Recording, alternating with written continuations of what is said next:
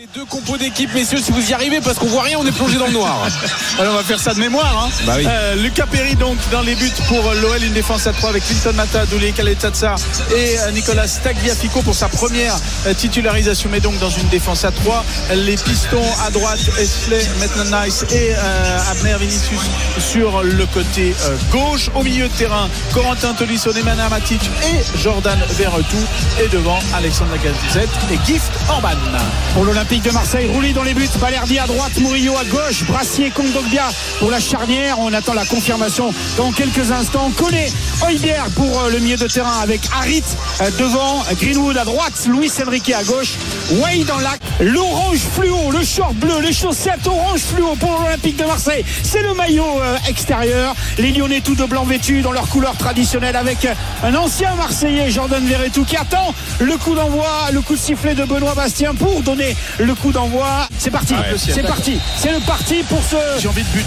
Lyon-Marseille. Dégagement de la part de Perry avec un gros travail déjà de pressing de la part de Wai. Le jeu de tête avec les Marseillais et avec justement Balerdi, Kondogbia. Il est bien dans l'axe avec la casette. Le contact avec Tolisso a fait des dégâts et il est resté au sol. Il y a un carton jaune qui a été donné. Non, pour moi c'est Balerdi qui prend le jaune. Ouais, d'entrée. À la 24e seconde. Comme ça, Balerdi encore. Il va prendre notre jaune et rouge. Deuxième jaune pour Balerdi et rouge pour Balerdi. Deux fautes, Tolisso et la casette. Deuxième minute, 4e minute. Merci, au revoir. Balerdi rentre au vestiaire. Ah là, il s'est complètement fait avoir par la casette. Son jeu de corps très intelligent, Kevin, de la part de la casette. Corner pour lui. Verretou pour le frapper de la gauche vers la droite quand on regarde le but de Rouly. Matic est monté à la hauteur des 5,50. Orban, la casette lui est quasiment collé presque à la ligne de but avec également Maitland-Nice. Le ballon est frappé au premier poteau. Il est tenté au niveau retourné acrobatique en transversale. La transversale, c'était un ballon détourné par Tolisso et c'est un retourné acrobatique d'Orban qui est venu heurter la transversale de Rouly qui était battue. C'était en tout cas l'image du match, l'image de ce début de rencontre entre les Lyonnais et les Marseillais au-delà de l'expulsion de Balerdi. Et Orban n'était pas loin d'ouvrir le score avec un ballon en profondeur dans le dos de Kondogbia et de Murillo. Ils sont tous les deux action avec Rongier à droite, avec Brassier à gauche. La réorganisation après l'expulsion de Balerdi pour 2 jaunes consécutifs en l'espace de 4 minutes. Mais bel arrêt là en tout cas de Rouly là-dessus et entre-temps Rongier est entré. Du coup on essaie de rééquilibrer un peu le jeu des Marseillais avec le ballon récupéré par Luis Enrique qui va décaler sur le côté avec la montée de Greenwood qui a permuté, Greenwood à la lutte avec Mata qui conserve le ballon, qui tente de déborder, c'est pas sorti, il a centré, vous voyez qu'il la laisse derrière, la frappe de Rongier, la caquette, la main ferme de la part de Lucas Perry et heureusement parce que c'était lunettes de la part de Valentin Rongier. Ali, on lui reproche souvent de ne pas frapper, de ne pas tenter sa chance. Là il l'a fait, ça prenait la direction de la lunette et dans la lucarne droite c'est Lucas Perry qui a mis la main ferme, corner derrière. De la gauche vers la droite avec le corner frappé par Luis Enrique, deuxième poteau, Brassier, la frappe, le but non, Koné, elle est sauvée sur la ligne par Tolisso, la frappe de Koné et Tolisso qui est là sur sa ligne pour sauver la maison lyonnaise. Tous les joueurs de champ lyonnais sont dans la moitié de terrain des Marseillais pour essayer dans les dernières secondes, pourquoi pas, de créer le surnombre avec la supériorité numérique avec Maitland-Nice sur le côté, le relais, la casette, Maitland-Nice, le relais peut-être avec Orban, non il n'a pas frappé, il n'a pas voulu, la casette encore qui la récupère, le pied gauche de la casette pour la mettre au deuxième poteau, la remise de Tolisso, on réclame une main de Valentin Rongier, il y aura corner. Pour l'instant il y a pression. Pour moi il y a main, mais pour moi c'est complètement involontaire et c'est pas un mouvement qui est pas naturel. Assistance vidéo en cours. Il va voir les images. Ah, donc ça veut dire qu'il n'y a pas hors-jeu déjà. Donc déjà il a été informé qu'il n'y avait pas hors-jeu. Donc ça veut dire qu'il y a potentiellement un penalty pour les Lyonnais. Penalty pour Lyon. Penalty, il montre la surface de la main qui va donc du bout des doigts jusqu'à l'avant-bras. Rouly sur sa ligne pour l'instant. Le coup de sifflet de l'arbitre. Il a pris 3 pas d'élan. La casette, la course, la frappe et l'arrêt de Rouly. Derrière la frappe de la casette au-dessus. Oh, il y aura 0-0. Il y aura 0-0 à la pause parce que Rouly a réalisé l'arrêt parfait et toujours pas de but pour la casette. Lacazette cette saison. L'énorme parade de Geronimo Rulli qui laisse l'OM à 0-0 dans cette fin de mi-temps, et surtout derrière l'arrêt qui est pas simple. Lacazette, il a une deuxième chance, mais il y a un très bon retour d'un défenseur marseillais qui l'empêche d'ajuster correctement. C'est Brassier qui revient très fort. C'est la mi-temps ici à Lyon, avec le temps additionnel, avec la lecture de l'assistance vidéo pour la main de Rongier, le pénalty de Lacazette arrêté par Rulli. 0-0. Pourtant il y a eu des situations au-delà du carton rouge, les deux jaunes de Balerdi dès les premières 5 minutes de la partie. Le retourné acrobatique d'Orban à la 10e minute qui finit sur la transversale. La 24e minute, la frappe de Rongier détournée par Perry. 42e minute avec Koné, la frappe, le sauvetage de Tolisso devant la ligne. Et la 47e minute donc avec Lacazette qui est allé chercher la tête de Tolisso, la main de Rongier, l'assistance vidéo et le pénalty de Lacazette arrêté par Rulli. Verretou pour frapper le corner de la gauche vers la droite. Le ballon roulé, il est allé chercher la tête de Chalet-Tassar, ça passe devant tout le monde avec peut-être Rongier qui va essayer de récupérer le ballon.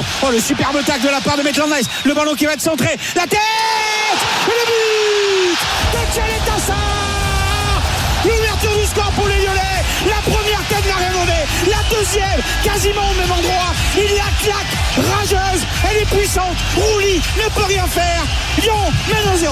Ils repartent à l'attaque, eux qui essaient de créer des choses en infériorité numérique. Oui, et avec un seul attaquant, en l'occurrence Greenwood. Ballon récupéré par Mata sur la mauvaise passe de Koné. Mata qui continue, qui se débarrasse de Hibert. Mata qui accélère, Mata qui dans l'espace va la donner à Lacazette. Lacazette qui temporise, Lacazette qui frappe. Ballon détourné par Rulli et retouché derrière par Murillo. Ce sera un corner pour les Lyonnais. Avec le ballon récupéré par Luis Enrique sur le côté, c'est bien fait. Garcia, Luis Enrique, le ballon en profondeur. Ou peut-être Lirola. Ils n'y ont pas cru les défenseurs. Lirola, la piste. Le piqué et le but d'égalisation de la part de Lirola. Il a hésité Tagliafico, il n'y a pas cru, il a laissé de l'avance à Lirola derrière qui était entré en cours de match.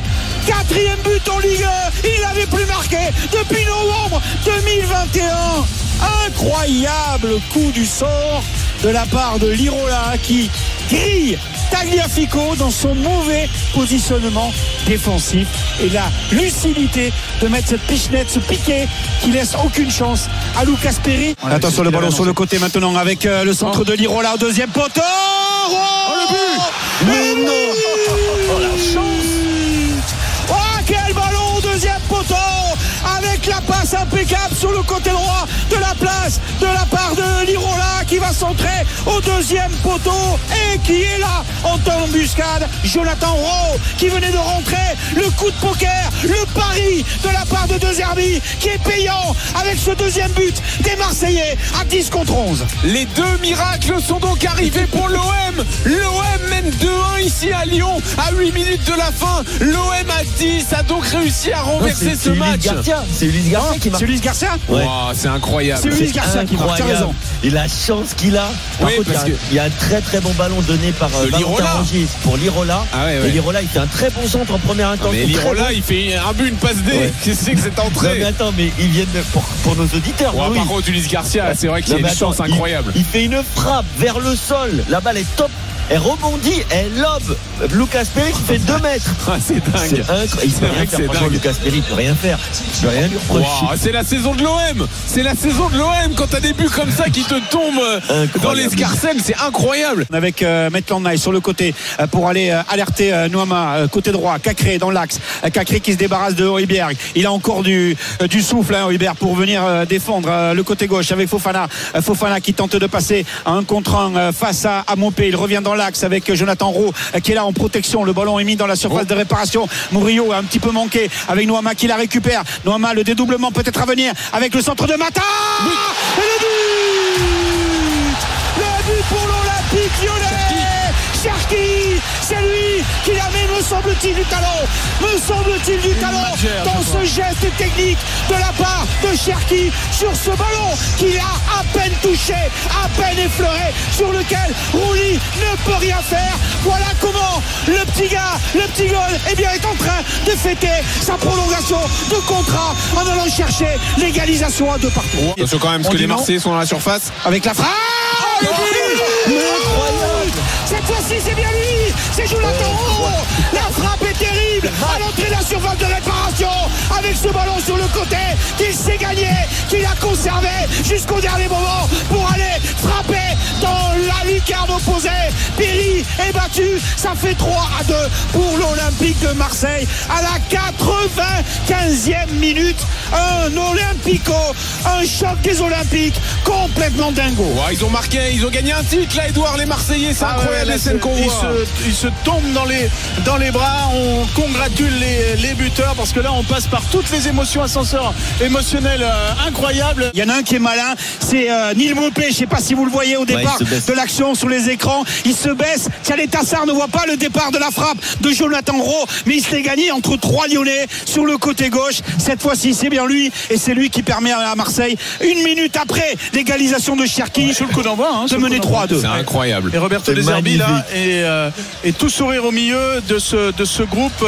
C'est fini. L'Olympique de Marseille à 10 contre 11 qui arrache les 3 points de la victoire, leur permettant d'être au niveau de Paris et de Monaco dans le classement tout en haut de la Ligue 1, alors que l'Olympique lyonnais avait réussi à égaliser au forceps par Cherki à la 94e minute. 95e minute, Jonathan Rowe, 3-2 pour l'Olympique de Marseille. Un match complètement dingue dans des conditions si particulières pour les Marseillais, privés d'un joueur dès la 5e minute. Un match en rebondissement avec le 1-0 de Thialé Tassar à la 53e minute. Ensuite un partout avec Lirola, puis ensuite 2-1 pour Marseille avec la 81e minute. Cherki 94e minute et Jonathan Rowe à la 95e minute. Petit point de classement quand même. Paris 13 points plus 13, Marseille 13 points plus 9, Monaco 13 points plus 8. Donc les Marseillais sont vraiment on rejoint Monaco et le Paris Saint-Germain en tête, mais sont deuxième